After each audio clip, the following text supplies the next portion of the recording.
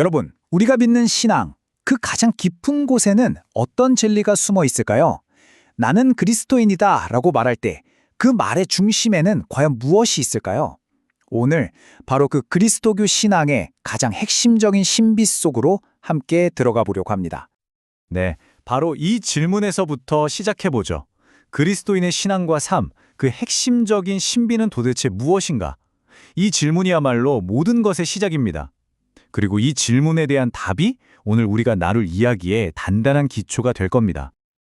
그 답은 바로 지극히 거룩한 삼위일체입니다. 이게 정말 중요한데요.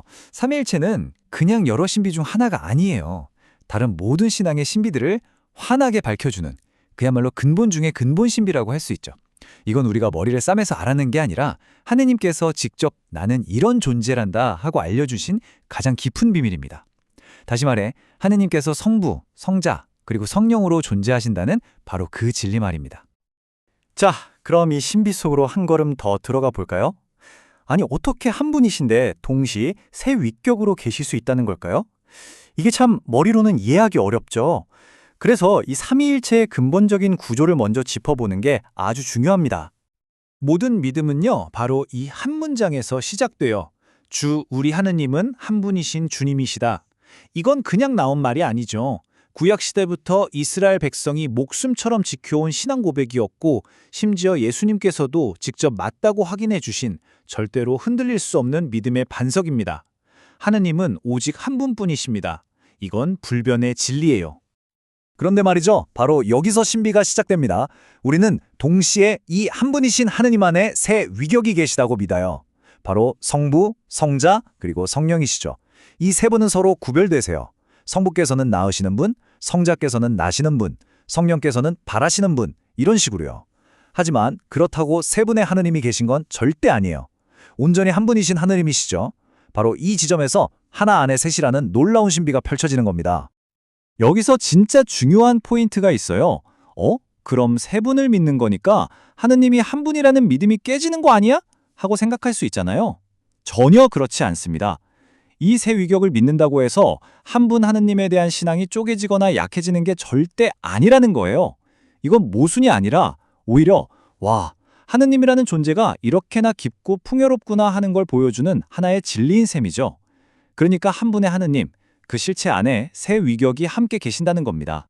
자, 지금까지는 삼위일체의 구조에 대해 이야기했다면 이제부터는 그 관계의 본질, 그 속살을 들여다볼 시간입니다. 왜냐하면 삼위일체는 절대로 딱딱한 교리나 공식이 아니거든요. 이건 살아 숨쉬는 관계에 대한 이야기입니다. 네, 바로 이겁니다. 삼위일체는 영원한 사랑의 통교다. 이 문장 하나에 모든 게 담겨 있다고 해도 과언이 아니에요. 삼위일체는 1 더하기 1 더하기 1은 1 같은 차가운 수학 문제가 아니라는 거죠. 성부, 성자, 성령께서 서로 영원히 끊임없이 사랑을 주고받으시는 그 관계 자체, 바로 사랑의 통교 그 자체라는 겁니다. 이건 뭐를 의미할까요? 하느님의 가장 깊은 본질이 바로 관계, 그리고 사랑이라는 거죠. 정말 엄청나지 않나요? 정말 놀라운 건 하느님께서 그냥 나는 이런 존재야 하고 알려주시는 데서 그치지 않는다는 거예요. 당신의 가장 내밀한 삶, 바로 이 사랑의 통교 안으로 우리를 초대하신다는 거죠. 이건 인간이 만들어낸 어떤 심오한 철학 같은 게 아니에요. 하느님께서 우리에게 당신의 마음을 활짝 열어 보여주신 가장 깊고도 따뜻한 비밀입니다. 아니, 근데 하느님은 왜 이 엄청난 비밀을 굳이 우리에게 알려주셨을까요? 그 이유는 단 하나입니다. 바로 우리를 당신의 생명 안으로 초대하기 위해서예요. 태초부터 하느님께서는 우리가 당신의 그 복된 생명, 그러니까 성부, 성자, 성령께서 나누시는 그 사랑의 관계 안으로 퐁당 들어와서 함께하기를 바라셨던 거죠.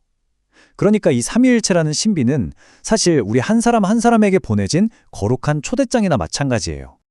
자, 지금까지는 좀 거대하고 신비로운 이야기를 했죠. 그럼 이제 이 어마어마한 이야기가 어떻게 나의 삶과 딱 연결되는지 그 연결고리를 찾아볼 시간입니다. 그리고 그 다리 역할을 해주는 것, 그게 바로 세례입니다. 네, 알겠습니다. 삼위일체가 사랑의 통교고 우리를 초대하신다는 것까지는 알겠어요. 근데 그래서 그게 지금 여기서 살아가는 저랑 도대체 무슨 상관인데요? 하고 물으실 수 있어요. 정말 중요하고 아주 현실적인 질문이죠. 그 답은 놀랍게도 우리 신앙 여정의 바로 그 출발점에 있습니다. 바로 이 말, 성부와 성자와 성령의 이름으로. 우리 모두 세례받을 때 이 말을 들었죠? 바로 이 선포와 함께 삼위일체라는 저 멀리 있는 것 같던 거대한 신비가 내 삶 속으로, 한 개인의 삶 속으로 깊숙이 들어와서 완전히 새로운 관계를 시작하는 겁니다. 정말 엄청난 순간이죠. 그러니까 세례는 그냥 물로 씻는 예식이 아니에요. 이걸 통해 우리는 하느님의 자녀로 다시 태어나는 새 생명을 얻게 되는 거고요.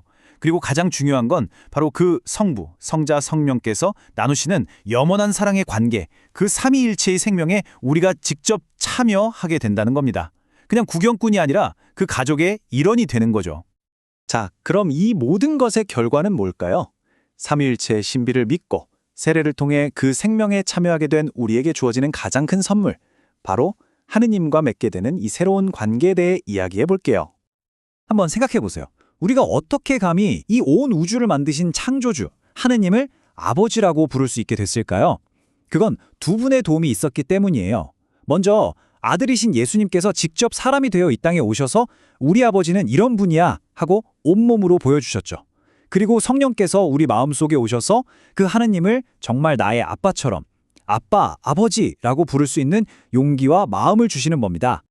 이런 친밀한 관계는요, 우리가 뭘 잘해서, 노력해서 얻어내는 게 절대 아니에요.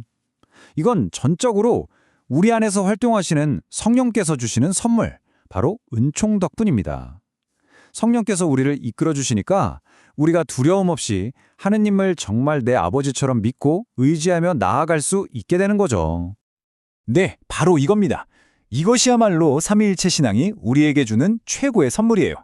저 멀리 계신 무서운 창조주가 아니라 사랑하는 자녀가 부모에게 달려앉기듯 완전한 신뢰를 가지고 하느님께 나아갈 수 있는 자격과 용기. 이게 바로 우리 신앙의 심장이고 핵심입니다.